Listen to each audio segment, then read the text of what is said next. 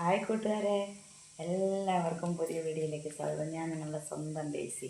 4 മണി ചായക്ക് ഇച്ചിരി പഴംപൊരി ഉണ്ടാക്കിയാലോ? എല്ലാവരും സുഖമായിട്ടിരിക്കുന്നു കൂട്ടുകാരെ. എങ്ങനെയുണ്ട് മഴയൊക്കെ? നല്ല അടിപൊളി മഴയാണ് അല്ലേ?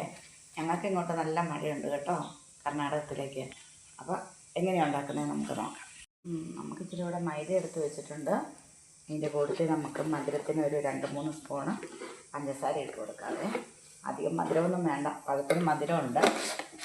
അത് കാരണം പിന്നെ മധുരത്തിന് ബാലൻസ് ചെയ്യാൻ ഒരിച്ചിരി ഉപ്പിട്ട് കൊടുക്കാം, ഒരിച്ചിരി മഞ്ഞൾ പൊടി ഇട്ട് കൊടുക്കാം കളറിന്.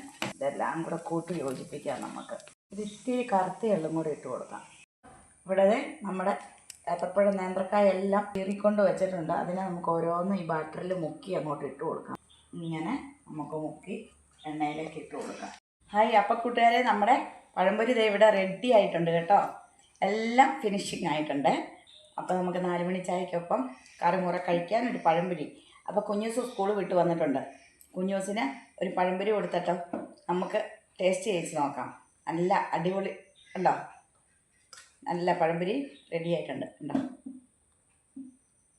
എല്ലാം നല്ല ഇതായിട്ട് വന്നിട്ടുണ്ട് പഴംപൊരി. അപ്പോൾ നിങ്ങളും ഇങ്ങനെയൊന്ന് എല്ലാം ഉണ്ടാക്കി ട്രൈ ചെയ്ത് നോക്കുക കേട്ടോ.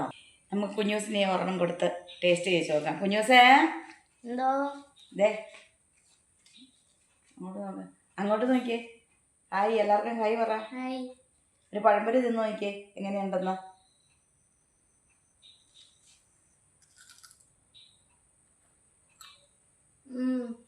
സൂപ്പറായിട്ടുണ്ട്.